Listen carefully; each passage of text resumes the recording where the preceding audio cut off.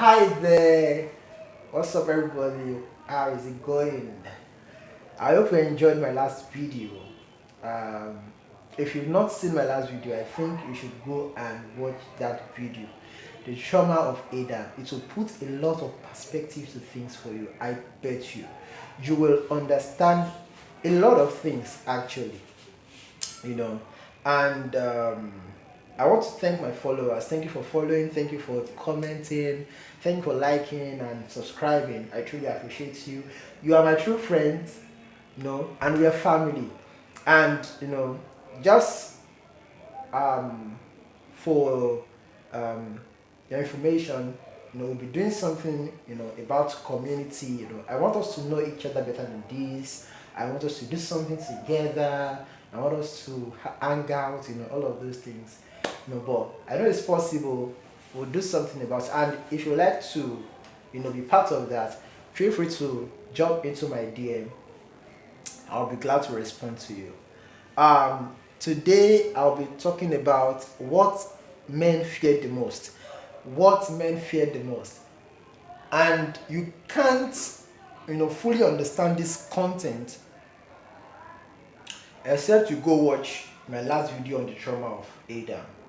It is from there. So that will serve as a base or a foundation knowledge, with which you can, build this particular content onto have a, proper context to this video. And so, what men fear the most? I want to start by saying that before the fall of man, actually, man used to be loving, man used to be caring, man used to be emotional, man used to be expressive. We were kind, we were free, we were vulnerable. We can cry and not feel ashamed. We can cry and not feel embarrassed or being taken for granted. We don't have any sense of guilt or pressure. We're just this beautiful, free person. All right, before everything was beautiful. Everything you think a woman does is when they're emotional. No, before the fall of man, it wasn't so. Men were emotional. Men will do like a baby. The innocence that comes with man, that comes with the creation, was beautiful. But when men fell, everything changed. And these actions and this attitude and this what we call personality changed, because of that pain. And so what you see um, man do today is as a result of the regrets he had, in the Garden of Eden. All right. And before I move further, I would like to tell you, because this is the what men fear the most. And we have just two types of emotions, actually. We have two types of emotions. We have the positive emotion and the negative emotion, which is love and fear. And so love is a positive emotion. From love you have joy, you have peace, you have happiness, you have contentment, you have care. So everything that is beautiful.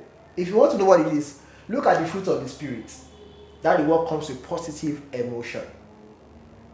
All right, and that comes with love. All right, and the negative emotion is hate, resentment, bitterness, sadness. Everything negative. That's the negative emotion, which is fear. Anxiety, so it's part of fear. So that's the negative. And so after the fall of man, we began to have certain fears. Because you see, what we don't understand as men is that what we are reacting to wasn't what started with us. What we are reacting to wasn't what began with us. And so there's a DNA, there's a program that has been passed down. How you behave, the way you behave. Mind re-engineering is important. So we were wired a way. We were brought up a way. We were programmed in a way. And so everything direct and indirect is part of our programming. And that's why you see every child, every human being has that. So if your mom, was a sanguine and your dad was a male, there's tendency that you have either, of the temperaments, or you have both. And so if one of your parents, was quiet and the other one was expressive, there's tendency that it's either you are quiet or you're expressive. You have either of two. So you are going to carry, any of their DNA, or you carry both. Because it's their chromosome that made you. It's their chromosomes. Do you understand? And so it is safe to say that we're a product, of our parents, we're a product of our society, we're a product of our environment, we're a product, of our genes. And so whatever they did, if if they used to steal in your lineage, there's tendency that somebody will still steal. And so it runs that like that. I said that to say that everything we exhibit as man today was from an event. It was somebody's decision, it was somebody's life, it was somebody's agreement and response to a particular thing. And so you see that men are no longer loving, or men don't have the natural ability to love because men don't love. But it's not true. Men actually do love. In the beginning, it was not so. Men used to be the lovers. But after the fall of man, men started loving, because the first thing was because I loved you, that you did this to me. And so man stopped loving. And just think about that school of thoughts. Let me know what you. And without further ado, I want to talk to you about the 5 things that men fear the most. So the number 1 is the fear of failure and rejection. Fear of failure and rejection. You see, the first thing a man will fear is the fear of failure. Why? Because he failed in the beginning. And so he didn't want to go through that anymore. He didn't want to go, see, he doesn't want to have that experience again. And so man don't like failure. Man do not want to be rejected. And so these are the things this man felt in the garden. He felt that he failed, he felt that he was rejected. He was rejected by God, he was rejected by society, he was rejected by everything. So that's your natural fear. And so women have to be conscious of this. We too have to be very aware of this. That one of our major fears is fear of failure and rejection. Because number 1, once we fail, it reduces who we are. It waters down our self-worth, our self-image, our ego, our pride. We go into depression, we question our existence, we question life, we question every of our abilities, we think so low of ourselves. That's when low self-esteem comes in. We feel bad, we feel discouraged, we feel worthless, we feel valueless, we feel useless. So we are afraid to fail. And that is why, you hear this every time. That if something happens to a man, the first thing a man thinks about is, was it because I married? Do you understand? Was it because I married? Was it the woman I married? Did she do something bad to me? And these are natural things that comes to your mind. Such that if a man, was doing well before he got married and something happens, the first person that the man is going to, point an accusing finger to, if he's not a child of God and if he doesn't have a clear understanding of these things, is the woman. Why is that? Because that was what happened in the garden. So everything can be traced back to the Garden of Eden. Everything can be traced back. So number 2 is being incompetent, or the feeling of being incompetent. Whichever way you put it, incompetence, that's number 2. So, unlike the first one, the fear of failure, you see, when you go back to the Garden of Eden again, you realize that after the pronouncement of the judgment, or when God was asking Adam, what have you done? You know, what if you read it between the lines, it was actually telling him, why are you so incompetent? Why would I trust you with this? Why will I give you this much access? Why will I trust you with authority and with power and with dominion? Why will I trust you with business? Why will I trust you with career? Why will I trust you with this gift? And you're not able to undo it. And so the man felt incompetent. And that's why today every man wants to feel competent. You understand? The feeling that I am in charge, the feeling that I am self-sufficient, the feeling that I am capable, the feeling that I know what to do and I know how to do it, the feeling that I understand what is going on, I'm in charge of everything, the feeling of competence. And so you see that every time, what we are actually working towards is what we are running from. So what is pursuing us, has the effect or the impact of what we are working towards. So that's number 2. Number 3 is weakness. We fear weakness. We don't want to be seen as a weakling. That's number 3. And that's why you see every time a man wants to, be the strong man, we always appear strong. We always behave strong. Even when we are weak, even when we are down, we just want to do it. We just want to be, it's because we don't want to be seen, as weak people. Alright, that's what we fear. We are so afraid of that. How will she see me that I'm weak? Let me be strong. And again, when we look back to the event in the garden, realize that one of the things that came to his mind, or to the mind of Adam, was that he felt weak. And in a sense, it was like that. He was so weak a man. He was so weak a man that a woman would say, do not do this, when God said do not do it. And he just fell for it.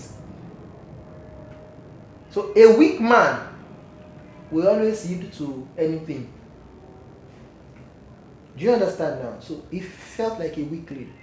He was so weak a person. He was so weak. He could not hold on. He could not stand his ground. He felt weak. So that's number 3, the fear of being weak. Number 4 is the fear of being irrelevant.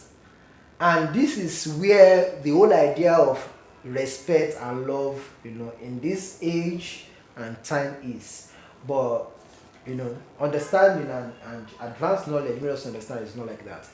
So a man wants to feel relevant. And that is why he wants to be the provider. He wants to be the protector. He wants to be the one doing everything for you. If you ask anything, even if it's not convenient for him, he wants to do it because he doesn't want to feel irrelevant. And that's the crisis we are having today. That you see a woman, not all, but some of them who are self-sufficient, who have things going on for them, they make their own money, they get things for themselves, and now they are feeling that they don't need a man in their life. Such that if they have a man in their life, then the man is irrelevant. He's not relevant because he's not giving her money. It's not relevant because he's not doing things for her. The fear of irrelevance. So every time, and this is a temptation actually. A man is not you're not measured. You're not measured by what you do. Who you are is what defines you. That's being a man. And that's period. But we predicate a lot of things, to define who we are by what we do. And so, if we are going by that, they'll begin to feel irrelevant. And you should not be tempted. So you should be secure enough to see your wife make much more than you and still maintain your position as the man in the house. It's that straightforward. That she has money, that she's okay, that she's well, does not make you irrelevant. And so weak people, weak men, will think that if their wife is okay, if their wife, is growing, if their wife is making it, then the wife will leave them, because now the wife doesn't need them for anything. The feeling of being irrelevant, the fear of being irrelevant. That's number 4. Number five is being foolish. The fear of being foolish. No man can withstand, a woman, needing his intellectual property, concerning a matter, and is not able to provide a solution. So wisdom is important, and so you have to be wise. And so because we don't want to appear foolish, then we are afraid. So if you don't want to appear foolish, read, learn, seek advice. Zoning into your spiritual capital, you will get enough wisdom, you get enough information. Be the master of your home, be the priest of your house, be the prophet of your house. Know what is going on at time, and you cannot know everything every time, but you should be secure enough to say, well, I don't know, and your wife can tell you, but it should not be every time. You should not appear weak, you should not appear foolish. You have to be wise. Your wife should come to you for advice, and she'll be able to say, this I think. And if you don't have a direct answer at that time, you can say, give me some time, let me think about, get back to you, and you get back. And when you are getting back, giving her fire. You understand?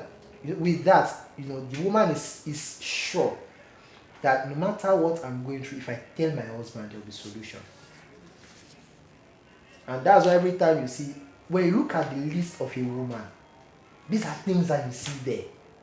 I need a man that is capable. I need a man, that can be my king. That I can, go to and be able to tell me this, be able to provide this. You see, all of those things, and you have to be. You have to be, because that's your position originally. That's your position. To be able to preside over things, to be able to provide advice, to be able to see to things, provide solutions to critical problems, give her peace of mind when it's in chaos, tell her nothing is happening. If she's facing any kind of battle, you put on your helmet, and draw out your sword, go to battle, win the battle for her, and tell her, baby, I got you. See that, don't let me win the battle for you. That's the kind of man that you just have to be. And so if you are afraid of being weak, you are afraid of being irrelevant, you are afraid of being foolish, then do something about it and be that. That's what we fear. But the fact that there are things we are afraid of does not mean we cannot do something about it. We actually can. And so those are the 5 things that men fear the most. I hope this video, has helped you, and I would like to hear from you. Go to this comment section.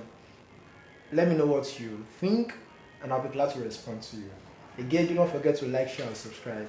See you again next time. Bye bye.